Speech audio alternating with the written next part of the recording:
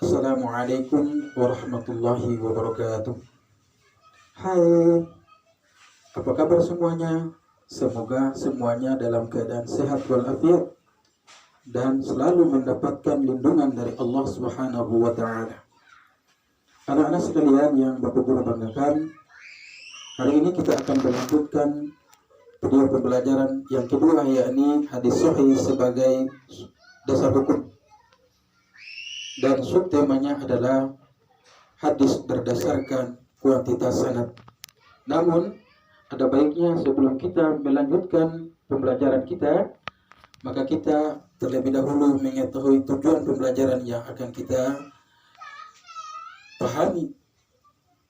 Yang pertama, melalui kegiatan mengamati, menanya, mengeksplorasi, asosiasi, mengkomunikasikan peserta didik mampu yang pertama memahami materi tentang pembagian hadis berdasar kuantitas dengan baik.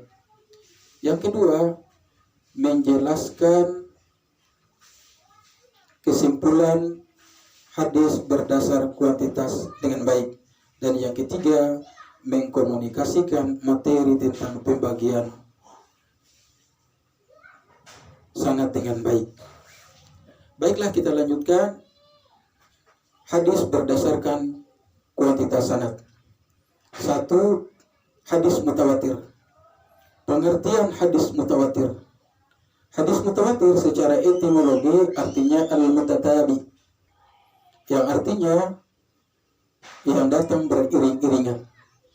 Sedangkan mutawatir secara terminologi yakni hadis berdasarkan tanggapan panca indera yang diriwayatkan oleh sejumlah besar rawi yang menurut adat mustahil mereka berkumpul dan bersepakat untuk berbuat dusta. Itulah pengertian hadis mutawatir baik secara bahasa maupun secara istilah atau secara terminologi. Kemudian yang kedua, syarat-syarat hadis mutawatir. Untuk dapat dikatakan suatu hadis sebagai hadis mutawatir manakala memenuhi syarat-syarat berikut. Yang pertama, pemberitaan yang disampaikan oleh perawi harus berdasarkan tanggapan panca indera. Jadi pemberitaan yang disampaikan oleh seorang perawi harus berdasarkan tanggapan panca indera. Artinya bagaimana? Artinya apabila seorang sahabat mereka mendengar sabda Rasulullah SAW secara langsung, maka dikatakan langsung manakala mereka mendengarnya dengan telinga dan mata secara langsung dari sabda Rasulullah SAW tersebut. Kemudian yang kedua, jumlah perawinya harus mencapai suatu ketentuan yang tidak memungkinkan mereka bersepakat untuk berdusta. Hal ini terjadi perbedaan pendapat di antara para ulama. Menurut Abu Ghaib, suatu hadis dikatakan suatu hadis memenuhi syarat mutawatir, yaitu menurutnya adalah harus diriwayatkan minimal 4 orang perawi. Sedangkan menurut ulama lainnya, Imam Syafi'i mengatakan hadis mutawatir minimal diriwayatkan oleh 5 orang perawi. Kemudian ada ulama lain lagi mengatakan 20 orang perawi sehingga bisa dikatakan hadis mutawatir. Bahkan ada ulama lain lagi mengatakan bahwa hadis mutawatir minimal diriwayatkan oleh 40 orang perawi sehingga bisa dikatakan sebagai hadis mutawatir. Kemudian yang ketiga, adanya keseimbangan jumlah antara rawi-rawi dalam tabaqah atau lapisan pertama dengan jumlah perawi dalam lapisan yang berikutnya.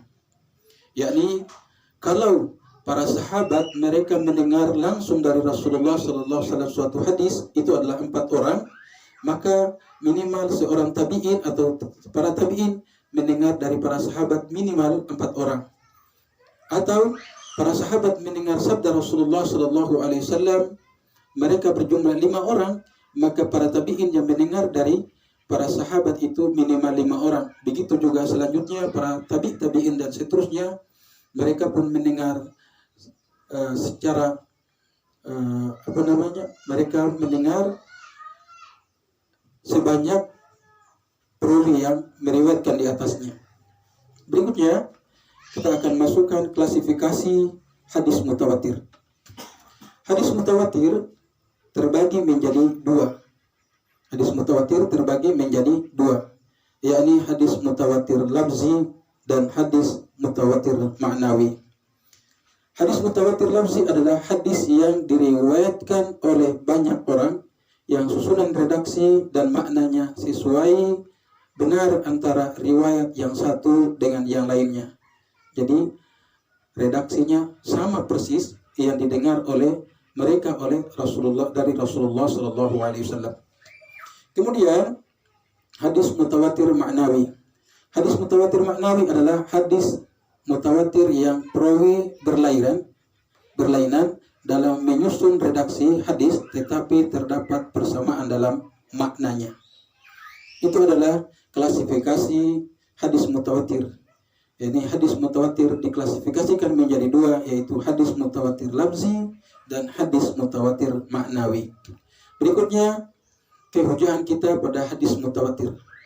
Hadis mutawatir memberi manfaat ilmu daruri, yakni keharusan untuk menerimanya bulat-bulat sesuai yang diberitakan oleh hadis mutawatir, sehingga membawa kepada keyakinan yang qat'i atau pasti.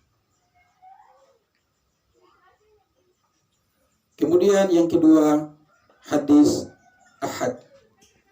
Jadi hadis mutawatir, kemudian hadis ahad. Hadis ahad menurut terminologi hadis yang tidak memenuhi syarat-syarat hadis mutawatir. Ya, klasifikasi hadis ahad. Kalau kita berbicara tentang hadis ahad, maka sesungguhnya kita membicarakan sebagian besar hadis, sehingga kita masih leluasa untuk mengklasifikasikannya lagi menjadi beberapa kelompok hadis ahad. Yang pertama, hadis masyhur. Hadis masyhur adalah hadis yang diriwayatkan oleh 3 orang atau lebih serta belum mencapai derajat hadis mutawatir. Hadis masyhur dapat dibagi menjadi beberapa bagian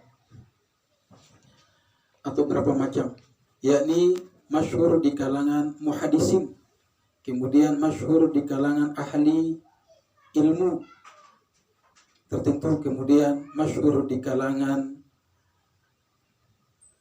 masyarakat umum. Kemudian yang kedua, hadis aziz.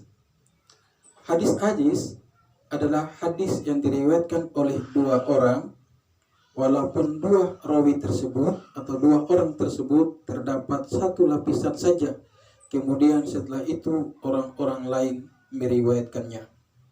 Kemudian yang berikutnya, yang ketiga, hadis gharib. Hadis gharib adalah hadis yang di dalam sanadnya terdapat seorang rawi yang menyendiri, di mana saja penyendirian dalam sanad itu terjadi. Demikianlah penjelasan singkat terkait dengan hadis berdasarkan kuantitas sanad, yakni hadis mutawatir dan hadis ahad. Anak-anak sekalian yang Bapak Guru banggakan, sebelum Bapak Guru menutupi pembicaraan ini atau penjelasan materi ini, ada baiknya Bapak Guru menyampaikan tugas yang nantinya Bapak Guru akan mengirim lewat WA group, yakni anak-anak sekalian harus untuk memahami materi secara mendalam, anak-anak harus menyelesaikan lembar kerja siswa atau LKPD yang nantinya Bapak Guru akan mengirimnya lewat WA group. Demikian yang bisa disampaikan. Wassalamualaikum warahmatullahi wabarakatuh.